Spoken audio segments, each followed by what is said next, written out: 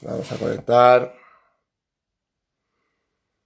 Ahí están los primeros. La entrevista con el señor Frank T.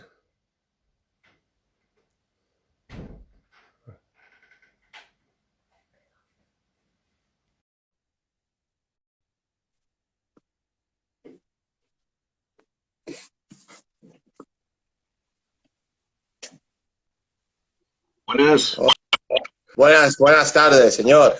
¿Qué tal? ¿Qué tal? ¿Cómo va eso? Muy bien, muy bien. Y nada, en estos tiempos tan difíciles, también la misma pregunta. ¿Cómo estás? ¿Cómo estás pasando? Mira, yo sinceramente, hay veces que... ¿Me oyes bien? ¿Me escuchas Sí, bien? te oigo bien, te oigo bien, te oigo bien. Por No, ahí. digo que hay veces que me da un poco de vergüenza decir a la gente cómo estoy, porque no estoy tan pancho. Mi rutina sigue siendo más o menos la misma, aquí en casa, haciendo música, escuchando música, haciendo programas. Y la verdad es que en cuanto a rutina, quitando evidentemente que no puedes salir, pues yo estoy bastante bien. No estoy nada agobiado ni nada de eso. No me dan ganas de pegarme un tiro ni nada. Obviamente echas de menos salir, ¿no? Pero sinceramente estoy bastante ocupado y entretenido, o sea que bien. Claro, porque al contrario con mucha gente, lo primero que para presentarte, ahí es un poco una entrevista que hay muchos aficionados de los deportes de contacto, otros muchos seguidores tuyos de la escena musical, de música, de rap. Pero claro, Claro, tú eres una leyenda viva, ¿no? De la escena urbana española, ¿no? Eres un referente para muchos, ¿no? Entre ellos me incluyo yo, desde los 12 añitos con aquel los pájaros no pueden vivir en el agua porque no son peces, ahí es donde me enganchaste. Incluso recuerdo la primera vez que escuché la gran obra maestra. Estaba en una playa allí en Menorca con mis amigos, les gustaba, en Madrid le llamáis zapatilla, bacalao, ¿no? Maquineta, máquina. sí, Y el uno lo bacalao. deja poner otro. Sí, sí. Y la quitó uno y empieza a sonar ahí la melodía, no sé qué. Con los acordes de música clásica, ¿no? Que mezclabas ahí la gran maestra. Y yo me quedé flipado. Y dije, ¿esto qué es? Y yo, no, un rapero que se llama Franté. Y yo ahí ni siquiera sabía que eras negro. Pero ya me encantó. Ya empecé a buscar ahí.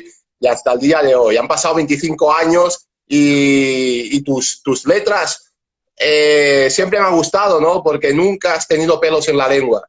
Has hablado alto y claro, ¿sabes? Con educación y a veces no has sido políticamente correcto, pero te ha dado igual. Entonces eso lo admiro, porque hoy en día cuesta encontrar a gente y personas como tú, ¿no? Que vayan realmente de cara, se dejen de postureo y sean reales. Bueno, a ver, sí, ahora mismo hay mucha gente que yo creo que el rap tiene una particularidad a nivel general, no solamente conmigo, que es ir de cara, que es ser claro, que es ser directo y decir las cosas como las sientes y como te plazcan, por decirlo de alguna manera. Y cada uno tiene su manera, cada uno tiene su forma de expresarse y de decir las cosas. Obviamente, hoy en día, sobre todo hoy en día, yo creo que los raperos son muchísimo más directos, ¿no? Y dicen lo que les da la gana. Hay una gran diversidad y una gran variedad, ¿no? Entonces, yo creo que quizás a lo mejor en la época en la que yo empecé, como era de lo primero, ¿no? Pues llamaba muchísimo más la atención, ¿no? Pero lo cierto es que en general sí se puede decir que la gente va de frente, la gente va de cara y es un movimiento pues muy directo y muy claro, ¿no? A la hora de decir las cosas, ¿no? Y de expresarse, ¿no? Esa es la idea. Sí, porque claro, ¿cómo te defines tú realmente? Si yo te pregunté, ¿y tú qué eres? Pero ¿qué soy en cuanto a qué? Profesionalmente hablando. Profesionalmente hablando, hombre, yo siempre me voy a considerar primero rapero y productor de hip hop. Eso lo primero que me voy a considerar siempre, rapero y productor de hip hop. Pero lo cierto es que he ido extendiéndome. Ahora mismo trabajo mucho en Radio 3, haciendo un programa de lunes a jueves por la noche. Y claro, pues el oficio de locutor, por decirlo de alguna manera, es una cosa que es la que más estoy practicando. Aunque bien es cierto que tampoco soy un profesional del periodismo musical o del periodismo en general. Pero sin duda alguna es una cosa que he ido aprendiendo con el tiempo y que me puedo considerar como humildemente y con respecto a todos los que sí se han preparado profesionalmente para ser periodistas musicales, pues eso, un locutor, lo más humildemente posible que pueda definirse que soy, y así es como presento las canciones en Radio 3 y es una manera también de aportar algo más al hip hop. De vez en cuando también presento, hay veces que, bueno, por la voz que tengo, que me llaman para presentar algún festival, no sé, presentar diferentes eventos, ¿no? Me han llamado gente, me han contratado para presentar cosas, ¿no? Y bueno, pues también he ido desarrollando un poco esos otros oficios, ¿no? Como presentador. Y luego, pues también como DJ, de vez en cuando, pues me llaman para música. Pero principalmente MC y productor de hip hop. Muy bien. Eso sería, por ejemplo, si te diesen a elegir, dice, mira, hasta que te mueras, hasta que te retires, vas a poder hacer esto y no preocuparte de nada más. ¿Qué elegirías? Yo elegiría sin duda alguna rapear y hacer beats, es lo que más me gusta. Sí, sí. ¿No? Encerrarte en tu estudio ahí, ¿no? Después sería, ¿no? Sí, por eso te digo que estoy preparado yo para las pandemias, o sea que sin ningún problema. Me alegra escuchar esto, me alegra escuchar esto. Claro, y también vamos un poco a tus inicios, ¿no? Te han hecho muchas entrevistas, ¿no? De cómo empezaste, ¿no? La escena en Madrid, ¿no? Pero claro, yo quiero para que la gente que todavía no sabe, ¿no? Tu historia, ¿cómo llegaste tú a España? ¿Cómo fueron tus inicios? ¿Cómo fue todo esto desde tu traslado? A ver, resumidamente, Sí. yo me considero español. Yo llegué aquí a España con 2 años, ¿entiendes? O sea, que es que no hay discusión. O sea, esto es así. Eso por un lado, ¿no? Mis padres, bueno, yo nací en el Congo, lo que pasa es que, como te digo, con 2 años yo ya estaba aquí en España. Se llamaba El Zaire en aquel entonces. El Zaire y, sí. Pues en el año 75, en septiembre del año 70, vivía Franco todavía, fíjate, en septiembre del año 75. Y bueno, pues mi padre empezó a trabajar en la base americana de Torrejón y entre la cultura musical que tenían ellos y el estar, evidentemente, trabajando allí pues yo qué sé, con la música que había en Estados Unidos, pues mi padre tuvimos un acceso a la música americana directo y con eso hemos crecido prácticamente, con la música, sobre todo la afroamericana, que mi padre escuchaba de todo realmente y tenía de todo. La música afroamericana fue la que yo creo que marcó bases en cuanto a gusto musical en mi familia y a mí sobre todo, ¿no? Y eso evidentemente en mi adolescencia luego se notó cuando ya pues empezó el hip hop con los primeros grupos, con las primeras películas de Beat Street, de Breakdance, Electric Boogaloo, etcétera, y llegó al resto del mundo. Tú fíjate que en el año 85, 86, aquí en España todos los chavales estaban bailando breakdance, por lo menos aquí en Madrid, en Barcelona, en Zaragoza, en las grandes ciudades, todos los chavales bailábamos break. Y bueno, yo bailaba muy poco, la verdad, no se me dio muy bien. Y ese fue yo creo que ese fue el punto de inflexión, ese fue el principio del camino al desarrollo del hip hop, ¿no? Escuchas la música, vas estudiando un poco sobre la cultura, te va atrapando, te encuentra a ti y al final acabas tan metido que forma parte de tu vida. Claro. El otro día hice yo aquí en Instagram lo de pregúntame una cosa, ¿no? Y había una pregunta que me decía uno, ¿con el hip hop se nace o se hace? ¿No? Que es una frase también muy, muy típica dentro del hip hop. ¿El hip hop se hace o se nace? Y yo pienso que ninguna de las dos cosas. El hip hop te atrapa. Muy buena definición. ¿Sabes? El hip hop te encuentra. Da igual cuándo y cómo. Es así, el hip hop te encuentra. Y eso es en lo que yo creo y eso es lo que me pasó a mí. Sí, topas con él de una forma u otra y se te mete dentro y ya nunca más has podido sacar, ni quieres, por supuesto, Ahí está. con el alma. Eres hip hop. Y bueno, rápidamente, me has hablado sobre tu padre. Yo he leído mucho sobre ti. Tu padre tiene relación con el boxeo. ¿Puedes contarnos un poco Bueno, pues mi padre, yo, por ejemplo, no he sido tan fanático del boxeo, aunque sí que es cierto que es un deporte que me gusta, pero mi padre lo que pasó, y esa es la razón realmente por la que acabamos aquí en España, cuando claro, los que saben de boxeo, sobre todo de la historia del boxeo, conocerán el que llaman el combate del siglo, que fue el combate entre Mohamed Ali y George Foreman. Fue la final de los pesos pesados en el año 1974, que se hizo en Kinshasa, que es la capital del Congo, antes Zaire. Y se hizo allí la final de ese campeonato. Además, no solamente se hizo la final del campeonato, sino que también se hizo un festival donde fueron un montón de grupos de la época funk de los años 70, yo no sé, los Jackson 5, los Spinners, James Brown, o sea, fue muchísima gente. O sea, no solamente estuvo ese combate de boxeo, sino que también se No hizo un sabía. festival mundial. Claro, claro, claro. Es que aquello fue un acontecimiento mundial increíble. A nivel global, porque yo, Totalmente, claro. Además, en esa época el Zaire era un país muy potente económicamente. Aunque estuviese en un país africano, vamos, o sea, España, por ejemplo, era tercermundista al lado del Congo en aquel entonces. O sea, que me imagínate. lo puedo imaginar, me lo puedo imaginar. Claro. Pero no, pues por eso te digo que la realidad era esa. Y, y claro, evidentemente, como había muchos, se necesitaba un staff técnico para Sí. el trabajo de producción, tanto de los grupos que iban a actuar como de todo el tema, todo el equipo de los boxeadores, tanto Foreman como Mohamed Ali, se necesitaba gente que hablara Lingala, Chiluba, Kiswahili e inglés para poder hacer las traducciones. Y mi padre hablaba inglés perfectamente. Entonces él acabó trabajando directamente con parte del equipo de Don King, que era el manager de Cassius Clay, de Mohamed Ali. Sí. Y claro, Mohamed Ali se ganó a todo el pueblo congoleño prácticamente. Todo el mundo iba con él. Nadie iba con George Foreman, que era como el vendido, por decirlo de alguna manera. El típico Ali Boumaier.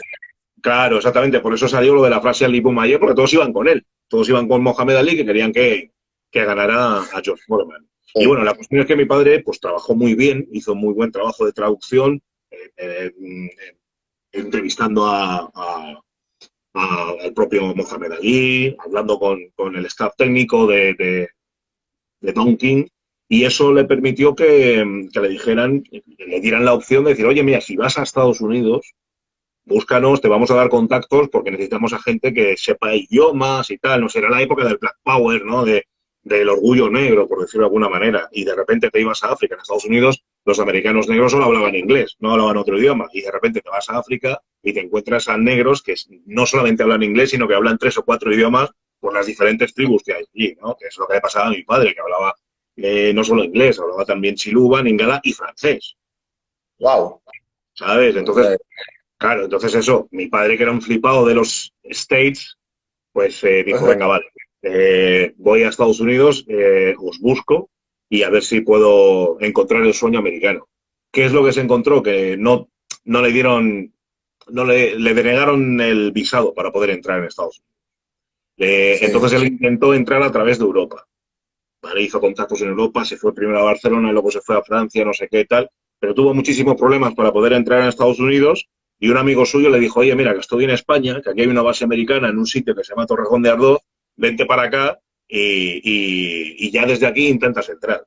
Y bueno, el caso es que mi madre, yo y mi hermano Alex mi hermano Alex tenía meses, yo tenía 2 años, estábamos todavía en el Congo esperando a poder ir a Estados Unidos, porque se suponía que mi padre iba a estar ahí, pero no, resulta que estaba en España. Y entonces, claro, Oh, claro, le envía el pasaporte a mi madre, oye, mira, que no, o sea, el pasaporte, el visado, lo que fuera, o el billete, no sé. No sé cómo fue. sí. La cuestión es que al final mi madre acabó viajando directamente pues a Barajas y aquí nos quedamos. Ahí, en Alcorcón. ¿No? Torrejón, Torrejón, Torrejón. Torrejón, donde estaba la base americana. Disculpa. Claro, claro, Eh, claro, exactamente. Entonces, bueno, pues claro, un poco estuviste, ¿no? Has crecido en el lugar adecuado, ¿no? Criándote con esa influencia de los americanos, los militares que estaban allí, tus padres que les gustaba la música, ¿no? Entonces, como que lo has mamado, ¿no? De siempre, ha sido Sí, natural. sí. A ver, yo creo que mira, pone uno, dice, y esa suerte hemos tenido nosotros, que pone aquí uno que, que está Lo veo, escribiendo. lo veo, lo veo, lo veo, lo veo. De quedarte El aquí. destino, el destino era Estados Unidos, pero al final no salió bien la cosa y nos quedamos aquí en España, ¿no? Y claro, mi padre pues hizo raíces aquí en Torrejón de Ardoz, nos quedamos aquí, aunque luego él, años después, sí que acabó yendo a Estados Unidos. Él sí que vive en Estados Unidos, pero nosotros nos hemos quedado y aquí tan ricamente. O sea, somos Claro, torrejoneros, ahí dices, pero y muy bien. un... Pero vamos, que la cultura musical afroamericana nos entró principalmente, uno, por la cultura musical que tenían mis padres, por su gusto musical, y dos, porque evidentemente pues la base americana, al trabajar mi padre allí, pues le llegaba la música y claro, pues eso evidentemente lo hemos tenido mucho peso. Muy bien, pues muy bien explicado trayectoria como vital un poco. Y nada, ahora un poco me gustaría saber que dijeses en tus letras, en tus canciones, claro, ¿cómo buscas tú la inspiración? ¿En qué te basas? Supongo que mil cosas, pero si tienes un patrón, unas cosas, ¿cómo es ese proceso? Mira, yo empecé a rapear en el año 89-90, 89 diría yo, ¿vale? En el año 89 yo empecé a rapear. Eh, y claro, lo que escribías, dices, hombre, te basas en lo que escriben tus ídolos. Y yo me acuerdo que escuchaba a Lil Cool J y tenía frases que decía, se hablaba mucho del crack. Era en la época del crack, en mediados, finales de los 80, cuando los Sí, grupos ya eran un poco más conscientes y hablaban de los problemas sociales que ocurrían en Estados Unidos, pues hablaban mucho de eso, ¿no? Del crack, de las drogas, también de política, cuando ya sale Public Enemy. Entonces, un poco la problemática social es la que empieza a ser como la temática en algunas de mis canciones, ¿no? Hablar un poco del barrio, pero también de la temática. Yo creo que la primera canción, digamos, que seria que hice, se titulaba así, se titulaba Caos, que hablaba sí, del caos mundial, ¿no? Era una canción un poco inocente, pero al mismo tiempo crítica. Inocente por la edad que tenía cuando la escribí y por la poca experiencia, pero la canción hablaba ya de eso. Entonces yo creo que esa fue la base de mis canciones, ¿no? La preocupación social, ¿no? Hacer claro. una descripción de lo que ocurre y de lo que me ocurre a mí y de lo que le ocurre a la gente a mi alrededor, ¿no? Ser un poco, pues, contar historias, contar un poco lo que pasa. Y yo creo que lo que vas viviendo e incluso también lo que se te ocurre, porque no todo es una descripción de lo que ocurre, sino también tiene que haber algo de imaginación. Eres una persona que está para entretener a los que te escuchan. Entonces, pues darle una dosis de, no sé, de ciencia ficción o de dramatismo, que eso es una cosa clásica en el cine o en el teatro o cuando escribes, pues también lo hago en el rap. Entonces, pues empecé a escribir de todo, canciones eh, de ciencia ficción, como por ejemplo El cubo de variante dimensional, canciones locas como Desfase, o canciones con un toque a lo mejor distópico como la propia canción de Caos, ¿no? Que tenía ese rollo. Yo creo que en general he ido escribiendo un poco de todo y lo que me inspira es lo que ves. Una película me puede inspirar, una historia que te cuenta alguien, las canciones que escuchas de otro que dices, pues al principio sobre todo, que esa línea tan delgada que hay entre la copia y la inspiración o la... Cuando, a ver si encuentro la palabra. Bueno, cuando tú estás escuchando la influencia, eso, no me salía la palabra, ¿vale? Entre la copia y la influencia, ¿no? Esa línea tan delgada que hay, pues yo también la he tenido, ¿no? De decir, he escuchado esta idea que ha tenido Kay Solo, por ejemplo, y acabas haciendo una historia parecida a la que tiene Kay Solo o EPMD o los raperos que estás escuchando en ese momento, ¿no? Y a partir de ahí, evidentemente, vas aprendiendo. O sea, hay un poco de todo. Hay una mezcla, básicamente, de todo tipo de cosas que me ayudan a poder desarrollar una canción. Pero eso fue durante un tiempo. Yo creo que ya a partir de Francataco, incluso de 90 kilos, yo creo, me inspira más la propia música. Cuando ya soy un superproductor, voy a utilizar ese término, que ya no solamente me produzco a mí, sino que produzco a otros grupos, la propia música Claro, es la que me va inspirando y oigo la propia atmósfera, me va diciendo cosas y eso pues me incita a decir, pues la atmósfera de esta canción o sea, de esta producción me inspira a escribir una historia sobre esto, sobre el otro. Tú ya tienes los datos aquí, tienes cosas, tienes imágenes, algo que te ha dicho alguien, un libro que te has leído, una película que has visto, que te puede inspirar, pero lo guardas ahí. Y luego cuando tienes una canción, cuando tienes la música, cuando tienes la producción, la propia música, la propia atmósfera de la música es la que te dice, venga, ve por aquí. Vas escribiendo y vas saliendo. qué bueno, mucha sensibilidad, ¿no? Supongo que se necesita para esto. Sensibilidad, no sé, talento, ya es lo tuyo. Es como el que tú cuando boxeas igual, o sea, tú estudias Sí, tú estudias a tu contrincante y dices, bueno, a ver qué posibilidades tengo para pillarle aquí, este tira más de esto, tira más de lo otro, porque es tu sí, oficio, es lo que tú sabes, ¿no? Pues con el rap pasa lo mismo, ¿no? Es lo que tú conoces y cuando escuchas la base, las palabras van surgiendo y tú vas viendo, ¿no? Dices, esta palabra no me entra aquí, buscas otra y a lo mejor encuentras una palabra pero que no la usas y no sabes bien lo que significa. Yo he aprendido mucho de vocabulario haciendo rap, tratando de buscar la manera de decir las cosas lo más lógicamente posible aunque a la hora de escribir no entendiera lo que estaba diciendo y digo, bueno, voy a buscar en el diccionario a ver qué significa esta palabra que rima con esta otra. No vaya a ser que no De hecho, tenga ningún sentido. De repente lo buscas en el diccionario, vale, esta palabra significa esto, pues no pega, o sí pega, ¿no? Entonces eso, o sea, ya te digo que acaba siendo un poco tu oficio. E incluso hay veces que cuando tienes una fecha en la que tienes que publicar un disco, por ejemplo, oye, que tengo que sacar un disco dentro de 6 meses y no sí, estás muy inspirado, acabas haciéndolo como un trabajo. Dices, bueno, no estoy muy inspirado, pero tengo que... Y lo sacas, porque es tu trabajo y además te gusta. Y lo acabas sí, sacando. No, o sea, lo que quiero decir es que yo he llegado a escribir canciones sin tener una gran inspiración, simplemente porque me he esforzado, o me he forzado, mejor dicho, a hacerlo. Y de repente ha salido, ¿no? Y es otra manera también de sacarlo. A mí me gusta también.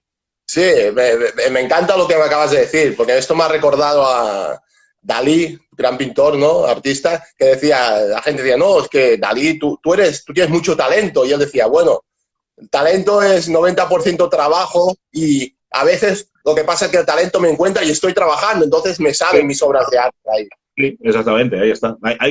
Dices, venga, me voy a poner y ya está. Así es, muy bien, muy bien.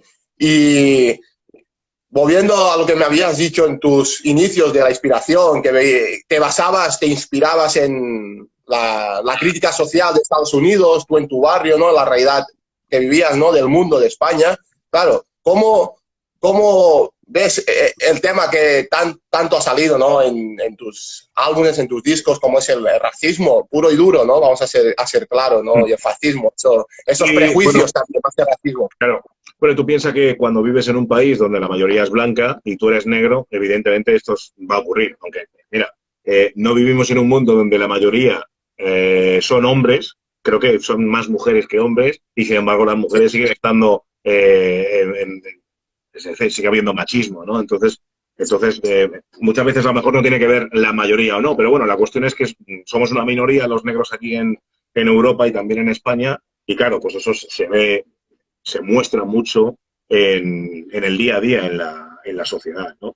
Evidentemente no es lo mismo, cada vez se va avanzando, cada vez es diferente, la voz del hombre negro es cada vez muchísimo más potente, más escuchada y se van viendo, no sé si a grandes o a pequeños pasos, esa evolución, ¿no? Tanto en el cine como en la política, como en el arte, como etcétera. Pero hay que seguir luchando, ¿no? Pasa lo mismo, como te digo, con el machismo. La mujer tiene que seguir luchando para tener un respeto en el deporte, en la política, en el trabajo, en las casas mismamente, en las familias. O sea, tú imagínate cómo está la cosa. Entonces, claro, es algo que evidentemente si tienes un medio para poder hacerte oír, en mi caso el rap, no voy a, vamos, no lo voy a dejar pasar. Va a ser algo que voy a reivindicar, sobre todo cuando muchos de mis referentes lo han hecho, como Public Enemy o KRS-One, que han criticado el racismo y la segregación. Entonces, sí, es algo que, evidentemente, sin exagerar, porque hay que entender que lo que han vivido los negros en Estados Unidos, la discriminación que ellos han vivido, hay cosas que yo no he vivido aquí, a pesar de que he vivido cosas feas, ¿de acuerdo? O sea, hay que también tener en cuenta un poco el tipo de sociedad en la que vives. Y yo creo que eso también ha sido algo bueno, algo positivo, el haber vivido aquí y el haber vivido racialmente unas circunstancias completamente distintas a las que hayan podido vivir Chuck D o KRS-One en Estados Unidos. sí. Eh, entonces, yo, claro, evidentemente sí que he hablado mucho de racismo, de mil maneras distintas. Ahora soy muchísimo más irónico, tan crítico, pero más irónico que antes, que a lo mejor, pues yo qué sé, porque eres más joven y estás más caliente, pues eres más radical a la hora de hacer una crítica sobre el racismo.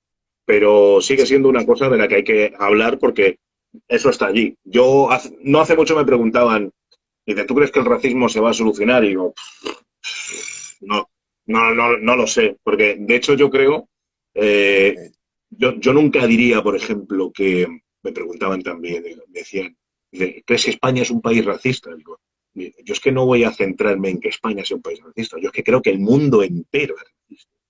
Es más, yo creo Va que más allá. pues claro, por eso te quiero decir, o sea, no lo voy a enfocar solamente a un país o a un continente, no, yo creo que el mundo entero es racista. ¿vale? Estoy completamente seguro de que voy a Marte ahora mismo, yo pongo el pie en Marte y aparece un marciano diciendo, tú, negro de mierda, no sé qué, no sé cuánto. Esto te quiero decir que estoy completamente seguro de que el universo entero es racista. Así que, Claro, en ese sentido, yo personalmente sí, voy a seguir hablando de ello porque es una cosa que sigues viviendo, que claro, sigue porque y que sigue estando allí. mi pregunta es, claro, tú has hablado ahora no solo que te inspiras, pero dices que has vivido cosas feas. ¿Puedes explicar algún caso en España o has viajado mucho extranjero que dice esto es que es descaradamente racista? Claro. Mira, yo, por ejemplo, no sé, es que me acuerde. Mira, yo es que tengo un montón de anécdotas. Yo me acuerdo una Sí. vez, cómo fue. Mira, yo recuerdo una vez cómo era, cómo fue aquello. Estaba en el metro, iba con mi ex, íbamos andando y, y aparecieron dos neonazis. Wow, Aparecen- Madrid. Esto sería como, sí, Madrid. Sería como en los años 90. Los años 90, cuando se puso muy de moda el rollo de los neonazis, Sí, estuvo con los Skinheads y con los Martins, todo una eso. cosa graciosa por esa época. Íbamos andando y claro, eran dos y además con buena planta, ¿no? Y digo, bueno, venga, tenemos que ir para allá. O sea, no podemos. Era como que con un par había que ir para allá, ¿no? Y claro, uno coge, cuando pasa, uno me empujó así un poco y el otro le coge y le dice a mi chica, zoofílica. Yo no ¿Cómo? le digo, zoofílica. Y nada, seguimos andando y ya cuando ellos ya estaban alejados, lo grita más alto, dice, zoofílica. Y tal, y dices, ¿Qué, bueno, sí, qué ya, hijos de puta? Bueno, sí, pasa a veces más, la ignorancia. sí, esa es una. Yo creo que la más fuerte además fue el mismo día que mataron a Lucrecia. Bueno, Sí, no fue la más fuerte, fue una. El mismo día que mataron a Lucrecia, en el año 92 fue esto. Pues estábamos en la puerta de un garito, además me acuerdo que estábamos con algunos de mis compañeros de CPV, con Nafri y tal, ¿no? Además estábamos con nuestras chicas y todo eso, con nuestras novias y tal. Y claro. estábamos en la puerta, lo típico, no sé si hacía mucho calor o qué, no sé por qué, pero estábamos fuera. Creo que porque la peña estaba fumando porros o lo que sea. Y Sí. estuvimos allí y de repente vemos como cascotes y mucho humo. Alguien había tirado incluso hasta ¿cómo se llama? Una bomba lacrimógena de estos, no Sí, sé cómo se sí, sí. llama. Sí, Sí, o un cóctel molotov de estos que explotan, ¿sabes? ¿sabes? De repente como mucho, como cascotes. Y vemos, mira, a mí me parecieron que eran 1000, a lo mejor eran 10, ¿eh? Pero iban con capuchas, o sea, era rollo terrorista total, ¿eh? Con botas, con tal. Empezaron a tirar cascotes que eran piedras muy grandes, ¿vale? Y estábamos ahí como... Y Nafri y yo nos quedamos como nos enfrentamos a ellos y le dije a Nafri, digo, no, tío, o sea, son demasiado. Cogimos a nuestras noves, salimos pitando, pero de esto que sales corriendo como diciendo, seguro que tengo alguno detrás, yo poniendo a mi chica delante para que no pasara nada y tal. Pudimos torcer por un lado y ellos siguieron corriendo y se llevaron a dos o tres. Bueno, de hecho a uno lo apuñalaron que casi lo mata. ¿Qué dices? Sí, sí, hay un amigo, y ese no era negro, era que estaba ahí con nosotros y ya No, está. ese pilló encima por estar con negros. Bueno, y es que tampoco éramos muchos negros, es que lo peor incluso de los neonazis estos, que es que luego, claro, de hecho, los punkis, muchos de ellos eran blancos, o sea que, pero claro, como eran rojos, ya está. Pues él tiene una cicatriz aquí de ese día que por centímetros no le pillan el corazón, por una puñalada que le dio uno y él la tiene, mi amigo el Monchito, el Ramón. Así que tú fíjate, ¿no? Y yo me acuerdo que Es muy grave. es que de esas así con nazis, a ver, también ha habido al revés, rollo de que evidentemente tuvimos que organizarnos y decir, bueno, venga, oye, que esta gente quiere guerra, pues hala. Hala. Hemos ido de patrullas también a buscar a uno que tuviera la esvástica y pum, hala, ya está. Pero, claro, Ah, es que pues, se convirtió en una guerra aquello. Pero menos mal que, y es lo que digo yo siempre, se convirtió en una moda. Hay muchos neonazis que en los 90 eran neonazis y que ahora ni son. Vale. Se no, raparon la cabeza. ahora incluso están casados con una brasileña o con una negra o Se raparon, sudamericana. claro, se raparon la cabeza durante un par de años y se pusieron la esvástica. Algunos hasta se llegó A a, tatuar. a tatuar o lo que sea, pero vamos, que nada. Pero sí, unas cuantas. Mira, otra, esa estuvo también muy bien. Esa fue, joder, esa fue tremenda. Venía yo de Madrid venía yo de Madrid, salgo del metro, para coger el autobús que me llevaba a Torrejón y tuvo que haber una manifestación, porque ahí sí que te digo que era un ejército de neonazis que venía de algo, ¿vale? Pero claro, pero una pasada, tío. Pero daba un miedo aquello que no veas. Salíamos y claro, había dos vendedores ambulantes que serían, bueno, no sé, muchos son de Senegal o de Sudán también, ¿no? Iban con sus bolsas, ¿no? De esto igual, sería por el año 93, una cosa así. Pero, y de repente, claro, aparecen por allí, iban andando, se iban a meter en el metro. Menos mal que aparecieron cuando ya salíamos del metro. Y claro, nos escondimos en la zona donde estaban los autobuses, pero tanto los africanos que estaban con las bolsas como yo. Pero la gente que había gente ahí que esos no eran negros ni nada, o sea, y estaban ahí y empezaron a tirar piedras. Empezaron a tirar piedras, pa. Había una chica que se puso a llorar como una loca, por favor, y tal, y luego ya se metieron en el metro. Se metieron en el metro y yo tenía tanta rabia que cogí una piedra y digo, a ver si puedo pillar a uno y le doy. Pero que luego pensé, digo, si tiro la piedra y le doy a uno, aparecen todos los demás y me dan una paliza que no vean, ¿vale? Pero me quedé con las ganas. Y recuerdo el último neonazi, que se queda ahí, se queda parado y levanta, hace así el saludo giláneo y dice, ¡Ku Klux Klan! ¡Ku Klux Klan! ¿Sabes? O sea, pero una voz así, ¿qué tal, macho? No se me olvidará nunca, macho. Y se metieron ahí en el metro y digo, madre mía, ¿de dónde salieron esos? Pero eran un montón, tío. Eran un montón. Muy triste lo que me estás contando. Ahora lo que tú dices, con los años no lo tomamos, ¿cómo te lo vas a tomar? Un poco a guasa, ¿no? A ironía y mira, estás entero.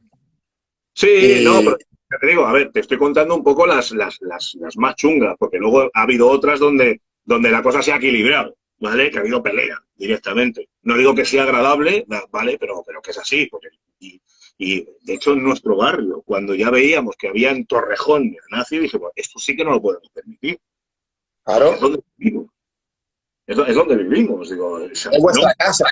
claro, ¿me entiendes? Era como que no. Pues, y además algunos eran chicos que habían ido con nosotros al colegio. Por eso, Claro, gente que nos conocía, que iba con nosotros al colegio, y era decir, pues mira, yo me acuerdo una vez hubo una movida, no sé cómo fue, una movida que hubo un fin de semana y tal. Bueno, la cuestión es que 3 o 4 nazis pillaron cacho, ¿vale? O sea, pillaron y no. Entonces, claro, empezaron a oír, oye, que dicen que van a venir los Ultrasur, pero mazo de Madrid, que van a venir a Torrejón y que tal, no sé qué, no sé cuánto. Así que vamos a intentar no salir, no sé qué, tal. Bueno, el caso es que uno de mis hermanos, mi hermano Alex, es un cabezón, dice, no, yo me niego, yo voy a salir y lo que... Bueno, vale. Y de repente, claro, mi hermano Alex se encuentra con un montón de nazis en una zona. Y claro, uno de ellos era de Torrejón, que encima era como el líder. Y claro, mi hermano le dice, mira, Lucento, dice, si me dan, acabo de decir el nombre. dice, si aquí me dais una paliza y me dejáis mal, dice, todos estos que no son de Torrejón, vale. Dice, pero tú eres de Torrejón, sabemos dónde vives y vas a pillar. muy bien. Claro, mi hermano dijo, vale, pues ya está. ¿Sabes? O sea...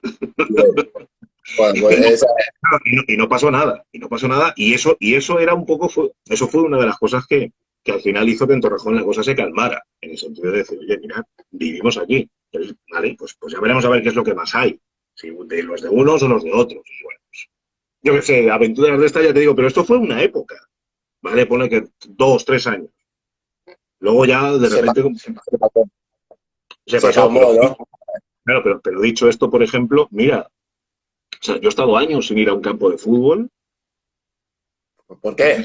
¿De qué equipo eres? Si te puedo preguntar. ¿El Atleti? ¿De qué eres? Yo soy seguidor del Atleti y del Barça. Muy ¿Vale? bien.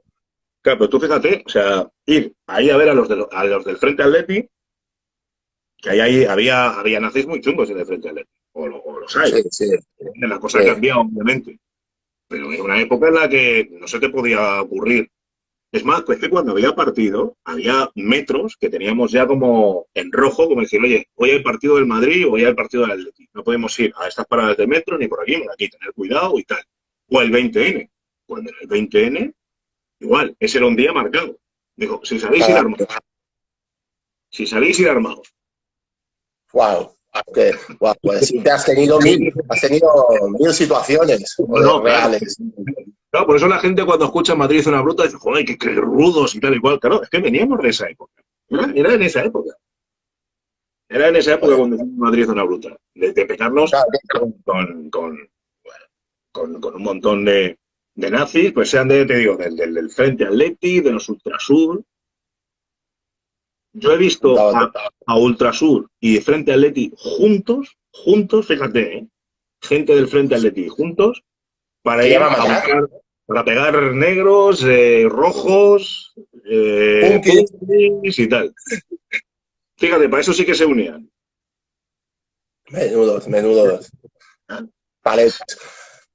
Madre mía. Pues, entonces, ¿qué vas a rapear? ¿Qué vas a cantar? ¿Qué vas a producir? Si lo estabas Hombre, viviendo día a día. Es que estás lógico. evidentemente con esa rabia y con eso. Y ya te digo que nazis de estos sigue habiendo. Es más, a mí la gente Sigue me dice, habiendo. sigue habiendo. No sé en qué medida y tal, ¿no? No es como Ay, en esa época, eso seguro, ¿sabes? No es como en esa época y tal, pero claro, tú dices, yo en Vox, por ejemplo, la gente dice, no, es que Vox, todo el mundo dice que son de ultraderecha y joder, no son de ultraderecha y no sé qué. Mira, tío, yo hombre. me apunto el brazo izquierdo, el derecho, la pierna izquierda, la puerta derecha, que muchos de esos fachas, de esos nazis con los que me tuve que enfrentar yo en los 90, Claro. Vox, ahora, como gente Eso normal por y supuesto. corriente, que no sé qué, que no sé cuántos, tal. Estoy completamente seguro. Estoy completamente seguro. Luego son los que suben en internet como diciendo, no, que esto no es de extrema derecha y tal y cual. Ya me gustaría saber qué es lo que hacían ellos cuando tenían 20 años, en los 90, muchos de esos. Es más, hay algunos que hasta son líderes. Algunos hoy en Líder. día son líderes. Están haciendo la carrera política, vamos, ahí dentro. Por eso te quiero decir, y estoy diciendo Vox, que en Ciudadanos y en el Partido Popular estoy completamente seguro de que igual. O sea, que no me... Claro. Es que están en la sociedad, están en la sociedad. Incluso yo te decía, incluso en el deporte, kickboxing también, está lleno, está lleno. Sí, Aficionados, está lleno. ¿Qué pasa? No van con bombers, no van con botas, no van con la cabeza rapada, van con una isa. Pero la mínima que hay un problema, no es como tú una canción lo decías, quien no es racista contigo, pero con con otros otros sí sí lo lo es. es, va a ser Cuando tengas un racista problema con él, contigo va a ser así. cuando hay un problema contigo lo va a ser, y me ha pasado a mí, gente ahí del gimnasio, compañeros incluso, ¿no? Aficionados, a las que no les ha gustado una cosa que he dicho, que he hecho, puto negro, cosas, tengo capturas de pantalla en YouTube, comentarios que dice, pero ¿qué tiene que ver esto con el deporte, con la competitividad, que te guste ya? Por eso te quiero decir, por eso te digo, que quizás ahora de otra manera, ¿vale? Pero que ahí está. Mira, antes me comentabas tú, cuando todavía estábamos hablando por teléfono de hacer la entrevista y tal, ¿no? El tema de lo de los microracismos, ¿no? O Sí, micromachismo. A mí personalmente no me sí, gusta, yo nunca he utilizado ese término. A mí me ha gustado más utilizar el término racismo oculto, que no micromachismos o microracismos. Entonces, sí, porque tengo la sensación de que se minimiza. A ver, yo tengo claro una cosa, ¿vale? Una persona, es como cuando hablamos de un delito, ¿no? ¿Vale? Pues una persona que roba un bolso ha cometido un delito. Una persona que asesina ha cometido un delito, pero no puede cumplir el mismo tiempo de cárcel el que roba un bolso que el que ha asesinado, ¿no? No sé cuánto tiene que estar en la cárcel una persona que roba un bolso. No sé si un año o 5 meses, lo que sea, ¿vale? Y sí, uno que es un asesino va a estar 30 años o 40 o los años que sean. Pero los dos han cometido un delito, ¿vale? Y tienen que pagar por ese delito. Pues con el racismo, para mí pasa lo mismo, ¿vale? El micromachismo o el microracismo creo que es una manera de minimizar, y creo que no hay que minimizarlo. Puede que no tenga tanta gravedad como una cosa más, yo qué sé, un racismo más grande, pero yo no lo minimizo. Y creo que se tiene que hablar y se tiene que condenar o denunciar en la medida de lo grande o lo pequeño que sea. Eso es un poco lo que yo pienso. pues Eh, sí. yo, por ejemplo, llamaba racismo oculto, por ponerte un ejemplo, una vez, además hace tiempo, que además me quedé como diciendo, vaya, pues además te estoy hablando de, pues no sé, tendría yo a lo mejor 13, 14 años. Era la cabalgata de Reyes, que la estaban echando por la tele, y, Y la presentadora, la locutora, pues Sí. empezó a hacer una descripción de los Reyes Magos. Bueno, pues Melchor era blanco, con el pelo lleno de canas, largo, con barba blanca, no sé qué, no sé cuánto. Hizo como 2 o 3 descripciones más. Gaspar Sí. era más joven, también era alto, tenía el pelo largo también, barba, algunos dicen que era pelirrojo, pelo castaño, no sé qué, hizo más descripción. Y cuando llega a Vaya. Baltasar, dice, y Baltasar era negro. Ya está, negro. Ya, Madre mía. daba Madre, se igual, quedó tan ancha, ¿no? daba igual su barba, daba igual si tenía el pelo largo, o corto, o era joven, o era mayor, era negro. Punto final, ¿de acuerdo? Pues eso es lo que yo llamaba racismo oculto, ¿vale? Que a lo Y mejor eso, alguien va a decir micromachismo, microracismo, estoy con el machismo, no. microracismo, y claro, dices, ¿en serio? Y eso ¿Sabes? debía ser un canal, Telemadrid o Televisión Española, un canal grande, Televisión, un medio de comunicación. Televisión Española, RTV, Radio Televisión Española. Cuando solo había una o tres, ¿no? O sea, que lo veía No, todo el mundo, eso. tendría yo como 13, 14 años, que eso sería, pues yo qué sé, el año 87, 88, por ahí. Y, Eso es delito. Eso es delito. Esa presentadora tiene claro, que pagar. obviamente una cosa así hoy no pasaría, pero ocurrió en su momento. Y ¿sabes lo peor de todo esto? Que la presentadora que dijo eso y la gente no lo veía como, ¿sabes? Como, No ve es como, consciente. como algo súper normal, ¿no? Bueno, pues esto es así. Claro, Y ya te digo, que, que, claro. que ese tipo de cosas, esos... Es eh, racismo micro. No voy a usar más la palabra microracismo, porque no es micro. Micro es como pequeñito. No el pasa racismo nada, oculto, negrito, no pasa nada. claro, digo oculto porque mucha gente, o sea, sobre todo los blancos no lo ven, o muchos blancos no lo ven, ¿de acuerdo? En esa época, sobre todo. ¿Sí? Creo que hoy en día, en ese sentido, creo que hemos cambiado y se ve. Y se Sí. ve. Es una cosa que dices, mira, tío, o sea, te acabas de... Claro, hay gente que se queja como dicen, es que ya no podemos hablar o ya no podemos expresarnos o no sé qué. Mira, lo siento, las expresiones hoy en día, si hay un colectivo que se siente ofendido por eso, hay que, hay que cambiarlo. ¿A que Hay que sí? cambiarlo. No queda otra. O sea, yo tengo claro una cosa. Sí, Si yo digo algo que puede herir los sentimientos de la comunidad femenina, por ejemplo, como hombre, sí. oye, yo digo esto y a las mujeres esto, solamente por una cuestión de empatía, decir, oye, no voy a decir una cosa que hace daño a otro colectivo, a otra persona, porque tengo que preservar mi libertad de expresión y no sé qué. Oye, que resulta que le estás haciendo daño a esa persona diciendo eso, pues no lo digas. ¿Sabes? Sobre todo cuando tienes otra opción. Si dices, oye, no, dilo, di eso de otra manera.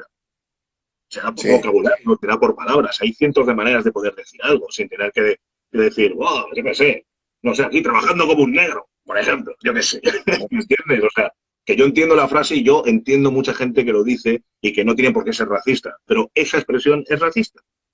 Así que di Se otra tiene cosa. que decir. Claro. Es más, es más. Discúlpame. Mis padres son blancos.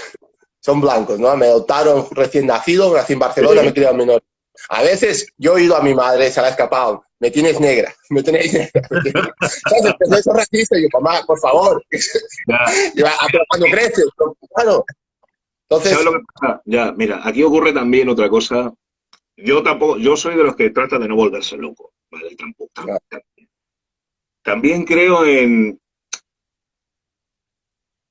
no sé, en quién está autorizado y quién no, claro, ¿vale?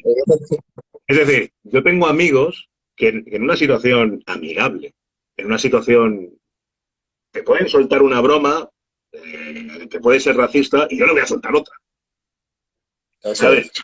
Somos No vas a colegas, seguir. ¿sabes? Si estamos aquí tú y yo de pim pam con bromas y tal, vale, tú me sueltas una y yo te suelto otra. ¿Sabes? Yo qué sé. Pero lo hago en un contexto de broma con mi amigo, en nuestra burbuja. Yo a un Sí. tío que no conozco no le voy a decir, no le voy a andar con una broma de tú catalán de mierda, o tú valenciano de no sé qué. No, no le conozco. No es mi amigo. ¿Cómo voy a decir eso? Eso totalmente racista. No voy a hacer eso. ¿Vale? Pues tío, la peña eh, con el racismo igual. Y a veces estás en un sitio y te viene uno con el brazo, anda, qué negro eres, no sé qué, no sé cuánto. Y digo, Sí, sin conocerte, sin conocerte. Esto me pasó hace poco. Estuve aquí desde el Valencia por no pegarme, ¿sabes? Que veníamos ahí, pues uno iba borracho, paso por ahí tal y cual y dice, qué negro eres, y tal y cual. Digo, pero tú eres tonto.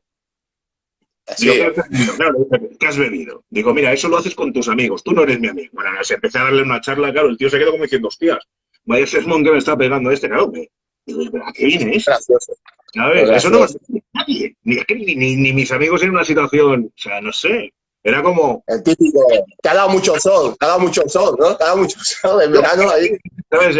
Claro, que es la típica cosa y tal y cual. Digo, ¿pero quién eres? Y claro, le dije yo, tío, o sea, eso, no digas eso. Digo, porque yo voy a coger y voy a irme del bar, educadamente, porque además era como la gente, oye, por favor, tal, no sé qué, tal.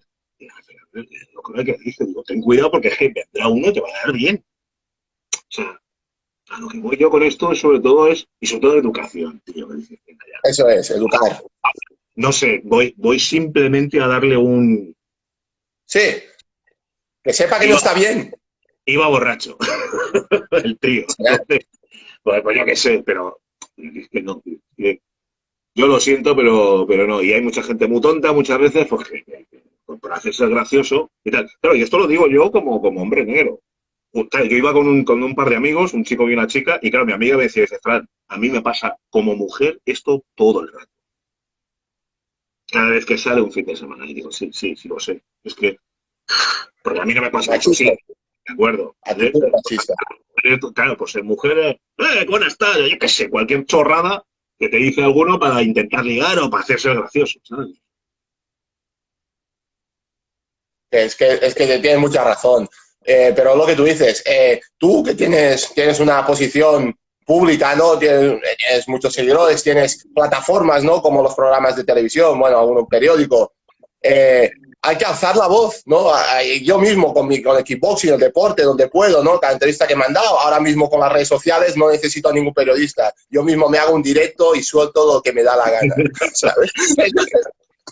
No necesito ir a chuparle y que me haga una entrevista. No necesito a nadie ahora. ¿Vale? Entonces hay que alzar la voz y cuando hay una actitud que es reprochable y que es racista y que es inadmisible hoy en día, hay que decirlo. Y si a quien no le gusta oírlo, no lo oigas, pero la situación es esa.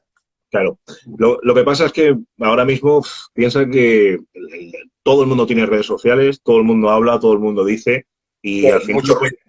O sea, hay muchísimo ruido y hay exceso de información y al mismo tiempo desinformación.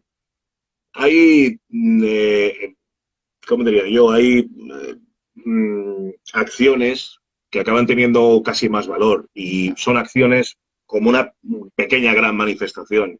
Por eso, sí.